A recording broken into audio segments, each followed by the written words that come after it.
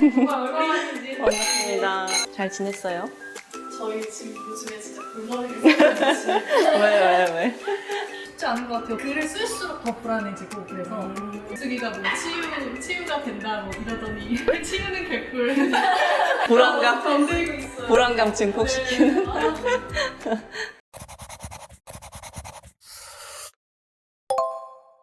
작가님 이름 딱 치면 책이 17권 나오는데 맞아요? 그 정도 되는 것 같아요. 제일 많이 뺐어요, 사실.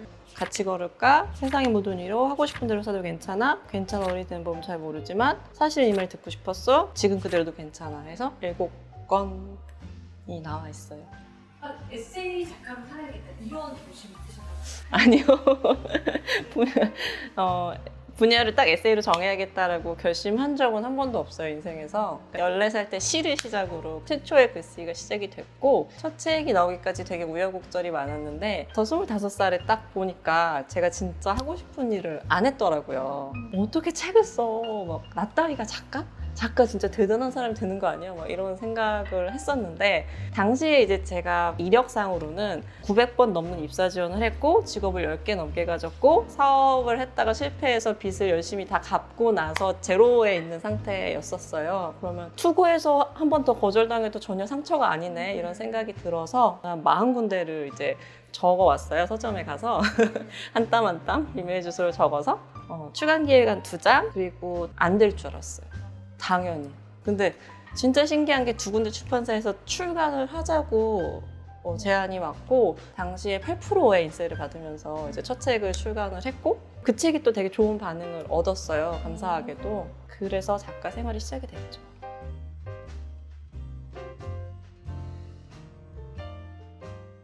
저는 그 내가 못 쓰고 있다는 불안감, 마음에 안 든 같은 것들이 더 커서 사실 너무 괴롭거든요. 야, 내가 뭐더러 이렇게 글을 쓴다고 이렇게 하나 봐. 나는 너무 괴롭고. 그런데 만약에 책 한두 번 정도를 끝내는 경험을 하면 그 괴로움이 싹 사라지는 진짜 신기한 결과를 보게 될 거예요. 저는 이거 마약 같다고 생각하거든요. 그러니까 책을 쓰고 내는 과정 자체가 마약 같은 거예요. 한번 이 성찰과 이 출간의 기쁨을 맛보면 좀 계속 시도하고 싶은 것 같아요. 근데 거기까지 가기가 사실 괴로운 건 사실이고 한 3가지 정도의 용기가 필요하지 않을까라고 생각을 하는데 첫 번째는 우리가 화장 지우고 형광등에서 한낮에 내 얼굴 보면 괴롭잖아요. 그런데 글도 똑같아요. 형광등에서 보는 것 같은 내 글을 마주보는 용기가 첫 번째 필요하고 그러니까 마주 보기만 하면 안 되고 나의 글은 이 정도가 현재 나다라고 인정하는 용기가 2번째 용기고 3번째 용기는 이 정도까지의 생활을 세상에 내보일 수 있는 용기 내보이자고 결심하는 용기가 3번째인 것 같아요. 저도 옛날 책 보면 되게 괴롭거든요. 약간 박제가 돼. 왜 이렇게 썼지? 정말 절판해달라고 요청을 계약 기간이 얼마 남았지 체크하고 막 그런데 제가 저를 봤을 때 감사하게도 독자분들이 읽어주시니까 책을 내면서 계속 글이 성장하고 책을 내면서 계속 덜어내는 연습을 하고 있는 게 보이더라고요. 오랜 시간이 지나니까. 그러니까 모든 사람들이 내 인생의 정수를 다 이 책을 통해서 알 수 없어요.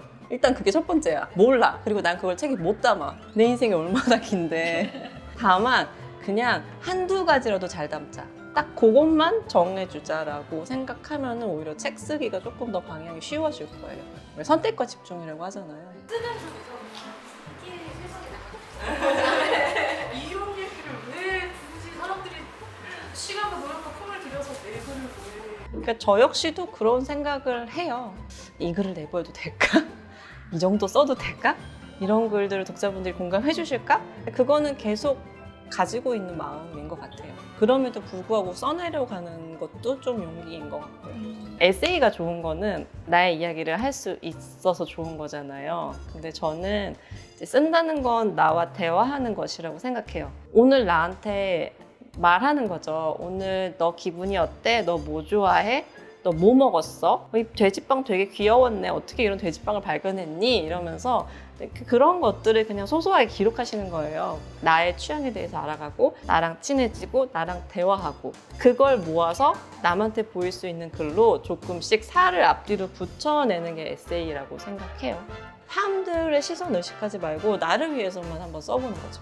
10장, 20장, 50장 쓰셔서 서랍에 넣어 놓으시고 일주일 동안 신나게 논 다음에 일주일 뒤에 이제 겸허한 마음으로 이렇게 보시는 거예요. 빨간 펜 하나 들고 괴롭다 정말.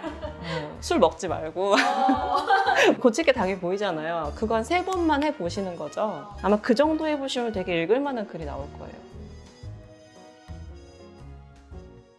이제 막 정말 책 읽는 인구 정도가 줄어들고 긴 글밥을 읽기 싫어하고 뭔가 멀티미디어가 많아지는 세상에서 왜 우리는 그러면 이렇게 글쓰기, 책쓰기라는 것에 선착하고 있는가.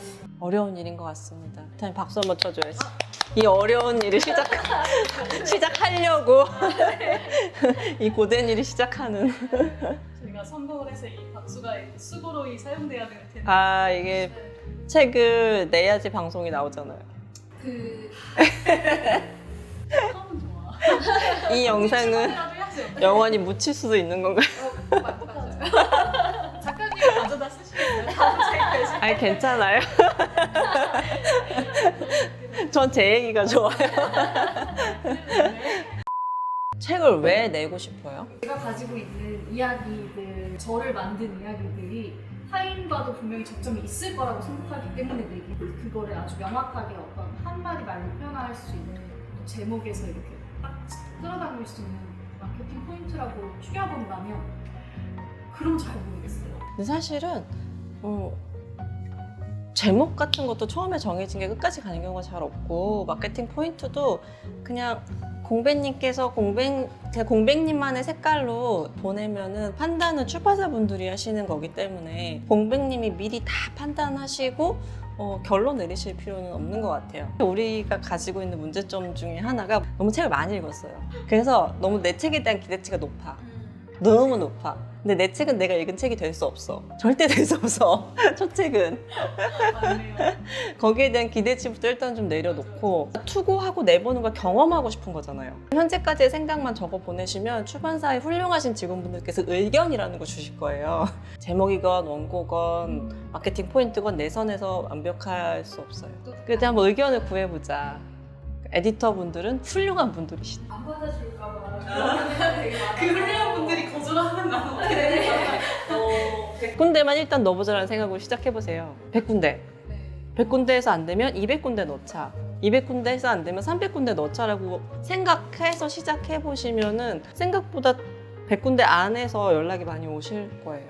재미있는 건 올해 저를 10 몇 년 전에 거절하신 출판사에서 출간하고 싶다고 제안이 오셨었어요. 네, 좀 대형 출판사신데 그래서 편집자분들의 마음은 한 번 거절하셔도 언제든지 열려있다.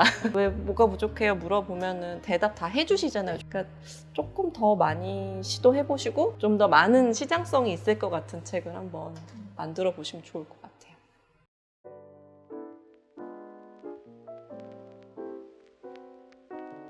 진짜로 글이 너무너무 안 풀릴 때는 어떻게 하세요? 저 전시 많이 보잖아요. 그러니까 전시도 보고 뭐 영화도 보고 계속 문화예술에 대한 여러 가지 자극을 많이 받으려고 노력해요. 이제 미술관 가서 좋아하는 건 그림과 색감을 보는 것도 좋아하고 거기 써 있는 그림 설명들 있잖아요. 그 언어들을 보는 게 너무 좋더라고요. 뭐 한 단어 진짜 뭐 샤인머스켓, 샤인머스켓?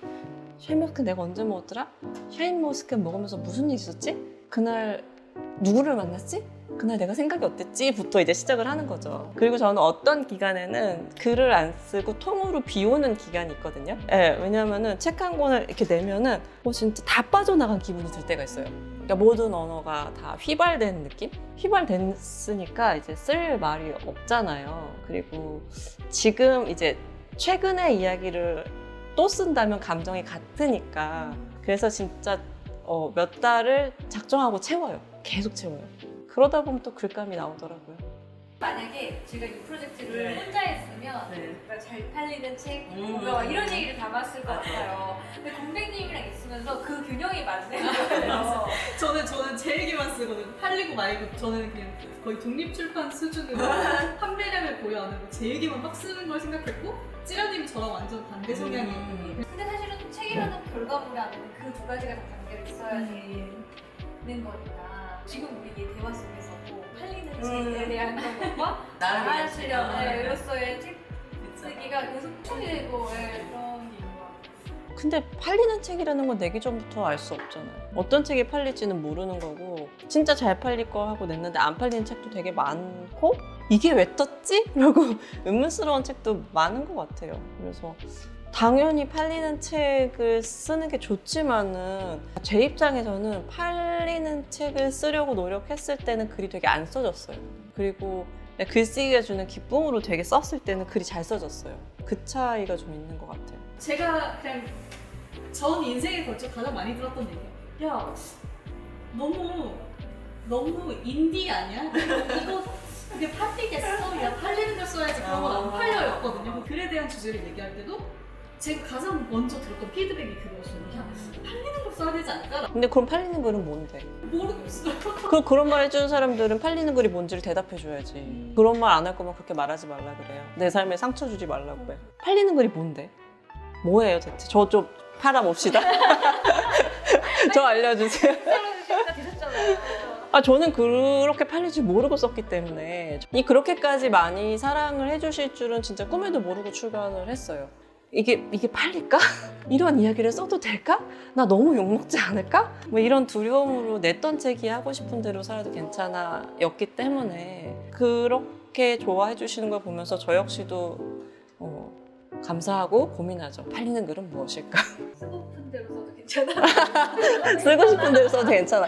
그런데 1차적으로 사람들이 작가한테 원하는 글은 어디서도 읽을 수 있는 글을 원하는 건 아닌 것 같아요. 그러니까 작가한테 원하는 글은 이 작가가 할 수 있는 말을 원하는 거죠. 그러니까 내 이야기를 꺼내는 게 맞는 건데 팔릴지 안 팔릴지는 사실은 불안하지만 나는 판단할 수 없는 거고 되게 팔리는 걸 잘 만드시는 분들이 있어요. 그건 좀 놀라운 그분들만의 능력인 것 같아요. 저도 부러운데. 일단 지금 두 분은 팔려 안 팔려 이전에 일정 부분을 완성하자부터 결정을 하셔야 되는 거고 그 다음에 출판사에 보내보시고 몇백 군데 출판사가 다 거절하신다면은 내가 조금 더 대중성을 가미해야겠구나 라고 생각하시는 게 그 다음 단계인 거고 저희가 투고를 하면서 어떻게 다가가면 좋을까요? 출판사에 가보면 다 투고란이 있고 이메일이 있잖아요. 그 책 뒤에도 다 있잖아요. 출판사 편집자분들이 생각보다 간절하게 괜찮은 원고를 기다리세요. 어떤 출판사를 가야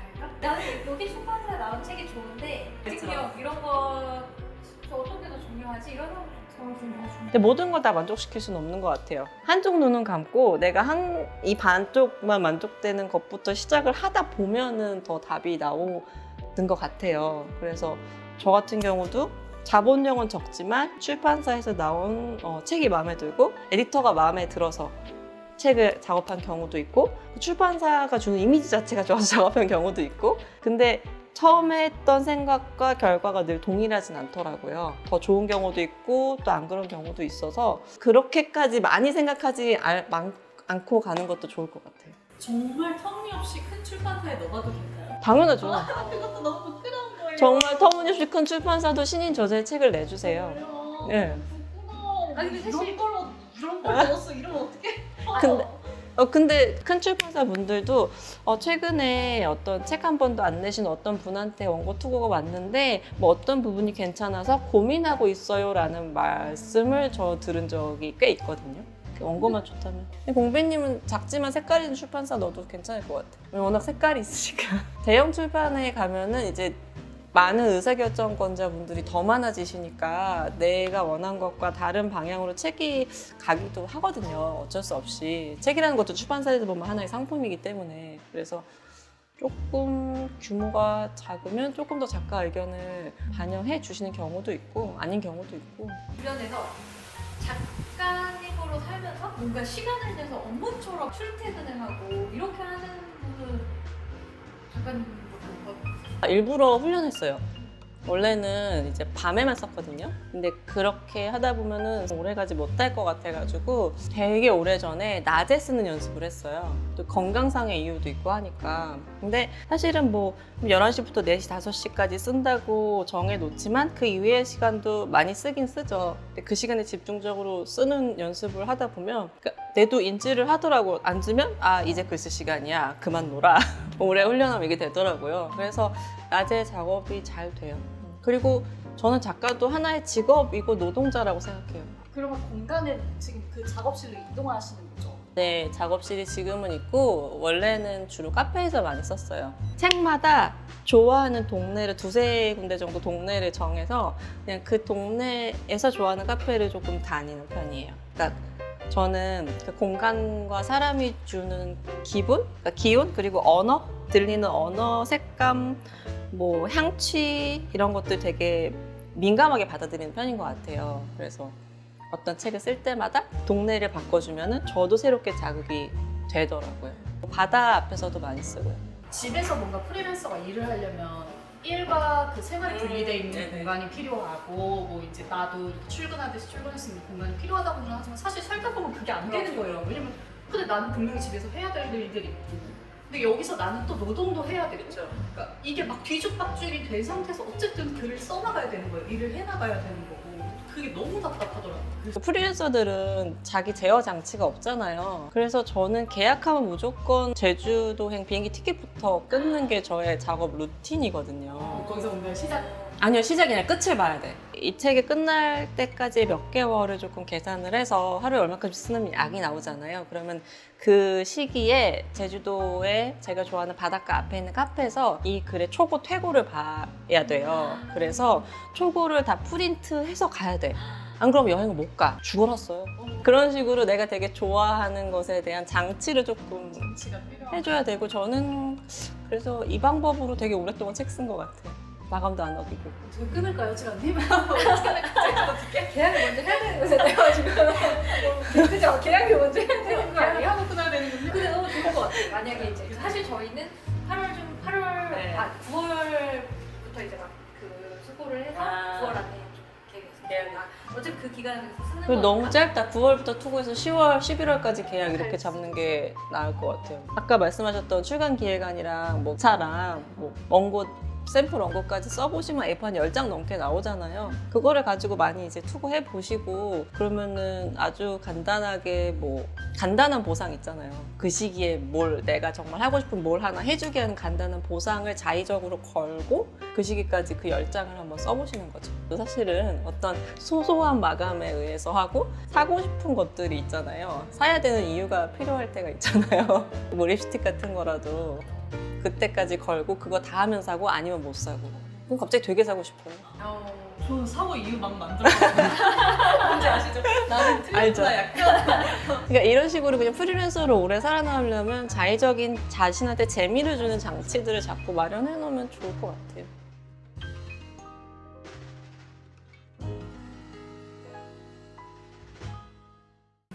작가님이 앞으로 쓰는 삶이 어떻게 될지 그냥 짧은 기획 혹은 이제 계속 쓰는 삶을 사실 예전에 10년 전의 계획이랑 지금 계획이랑 많이 삶이 다른 것 같아요. 10년 전에는 막 거창한 계획이 있었거든요. 근데 지금은 그냥 지금처럼 오래오래 쓰면서 살고 싶어요. 제가 뭐 90까지 살 수 있다는 가정하에 80, 90쯤에도 쓰고 나서 지인이나 후배들한테 밥 사주면서 즐겁게 이야기할 수 있고 쓸 수 있고 읽힐 수 있는 그런 삶을 살다가 그냥 끝까지 쓰다가 가는 삶이 저의 꿈이에요. 얼마나 더 쓸 수 있지라고 생각해보면 정말 까마득하더라고요.